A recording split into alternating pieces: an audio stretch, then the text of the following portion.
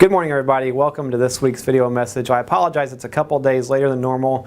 We had a little bit of technical difficulty. We got all that worked out now, so it's going to work like a charm. Last Friday was Doctor's Day, and I do want to personally thank all the physicians who come to our facility and all the physicians who work in our facility, provide care to our community. We are extremely fortunate to have a great group of talented providers, talented physicians who care for our families and our friends and our neighbors. So thank you, Doc. We appreciate all you do, and I hope you enjoyed the little gift we gave you last week. Don't forget, next Tuesday our Food and Nutrition Services Department is planning a special meal for you. Hope you can make it, so plan your day accordingly. They're going to do a great job, and it's going to be a great meal. Last Sunday was Easter, and I actually came in and worked a couple hours last Sunday afternoon just to get some things off my desk and be ready for the week.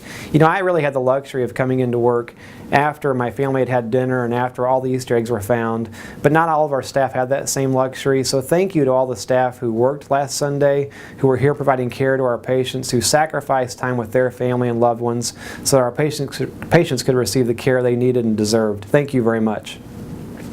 This is a monumental week in terms of construction. We said goodbye this week to the Murray Company. Murray Company was the general contractor who's really been involved with our construction for almost 5 years now here on our Clinton campus. It was great to see them off and say goodbye, which means we really reached a point where construction for the most part is done.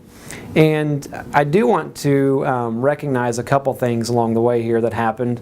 One is, over that period of time, we had hundreds of construction workers in our facility.